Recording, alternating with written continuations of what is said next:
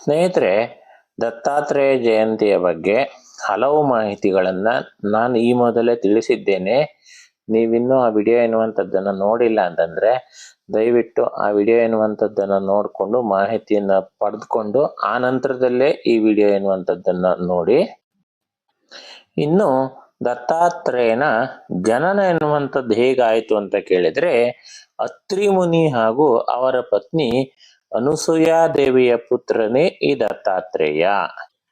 ಅತ್ರಿ ಮುನಿಗಳ ಪತ್ನಿ ಅನುಸೂಯಾದೇವಿ ಮಹಾನ್ ಪತಿವ್ರತೆ. ಆಕೆಗೆ ಅವರ ಪತಿಯೇ ದೇವರಾಗಿರ್ತಾರೆ. ಆಕೆಯ ಕೀರ್ತಿ ಎನ್ನುವಂಥದ್ದು 3 ಲೋಕಗಳಲ್ಲಿಯೂ ಕೂಡ ಹಬ್ಬಿರ್ತದೆ. ಅತಿಥಿ ಸೇವೆ ಅತ್ರಿ ಋಷಿಗಳ ಆಶ್ರಮದ ನಿಯಮವಾಗಿರ್ತದೆ. ಒಮ್ಮೆ ಸ್ವರ್ಗಲೋಕದಲ್ಲಿ ಮಹಾಲಕ್ಷ್ಮಿ, ಸರಸ್ವತಿ ಮತ್ತು ಪಾರ್ವತಿಯು 3 ಲೋಕದಲ್ಲಿಯೂ ನಮಗಿಂತ ಪತಿವ್ರತೆಯರು ಬೇರೊಬ್ಬರಿಲ್ಲ ಎಂದು ಹೆಮ್ಮೆ ಪಡ್ತಾ ಇರ್ತಾರೆ. ಹಾಗೆ ಅಲ್ಲಿಗೆ ಬಂದಂತಹ ನಾರದ ಮಹರ್ಷಿಗಳು 3 ಲೋಕಗಳನ್ನು ಹುಡುಕಿದರೂ ಸಹ ಸತಿ ಅನುಸೂಯಾಳಂತಹ ಪತಿವ್ರತೆ ದೊರೆಯುವುದಿಲ್ಲ ಎಂದು ಕೊಂಡಾಡ್ತಾರೆ. ಸತಿ ಅನುಸೂಯಾದೇವಿಯ ಸದ್ಗುಣಗಳನ್ನು ಹೇಳುತ್ತಿದ್ದಂತೆಯೇ ಮಹಾಲಕ್ಷ್ಮಿ, ಸರಸ್ವತಿ ಹಾಗೂ ಪಾರ್ವತಿಗೆ ಅಸೂಯೆ ಎನ್ನುವಂಥದ್ದು ಹುಟ್ಟುತ್ತದೆ. ಸತಿ ಅನುಸೂಯಾಳ ಪಾತಿವ್ರತ್ಯವನ್ನು ಪರಿಶೀಲಿಸಲು ಅವರೆಲ್ಲ ತಮ್ಮ ಪತಿಯರಾದ ಬ್ರಹ್ಮ, ವಿಷ್ಣು, ಮಹೇಶ್ವರನನ್ನ ಅತ್ರಿ ಮುನಿಗಳ ಆಶ್ರಮಕ್ಕೆ ಕಳುಹಿಸಿಕೊಡ್ತಾರೆ. ಬ್ರಹ್ಮ, ವಿಷ್ಣು ಹಾಗೂ ಮಹೇಶ್ವರ ಇವರು ಸಾಧುಗಳ ವೇಷವನ್ನು ಧರಿಸಿ ಅತ್ರಿ ಮಹರ್ಷಿಗಳು ಯಜ್ಞಕ್ಕೆ ಹೊರಗಡೆ ಹೋಗಿರುವ ಸಂದರ್ಭದಲ್ಲಿ ಆಶ್ರಮಕ್ಕೆ ಆಗಮಿಸ್ತಾರೆ. ಅತಿಥಿ ಸತ್ಕಾರಕ್ಕೆ ಹೆಸರುವಾಸಿಯಾಗಿದ್ದ ಸತಿ ಅನುಸೂಯಾದೇವಿ ಸಂತಸದಿಂದ ಸಾಧುಗಳನ್ನ ಸ್ವಾಗತಿಸುತ್ತಾಳೆ.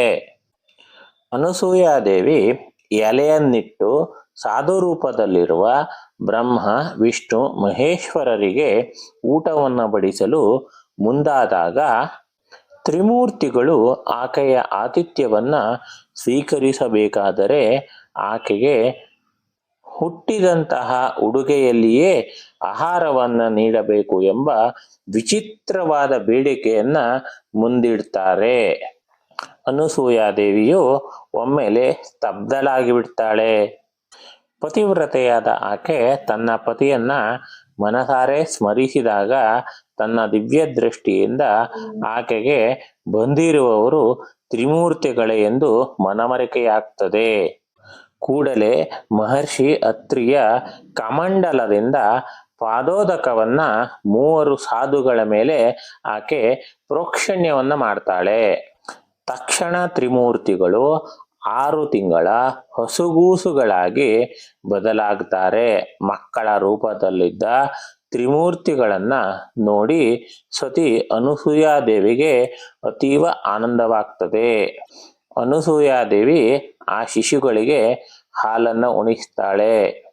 ಹಾಲು ಉಣಿಸಿದ ನಂತರ ಜೋಗುಳವನ್ನ ಹಾಡಿ ತೊಟ್ಟಿಲಿನಲ್ಲಿ ಮಲಗಿಸುತ್ತಾಳೆ.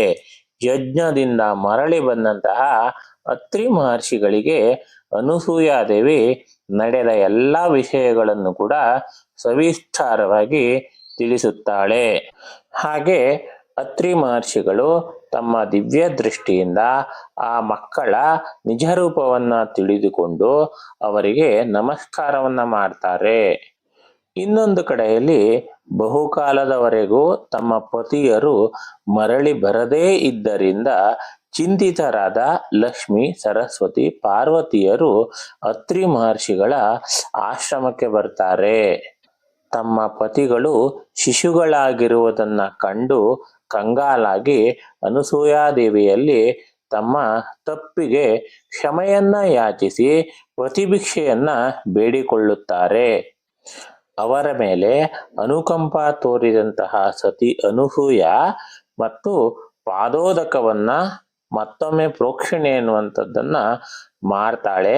ಆಗ ತ್ರಿಮೂರ್ತಿಗಳು ಮೊದಲಿನಂತೆ ಆಗ್ತಾರೆ.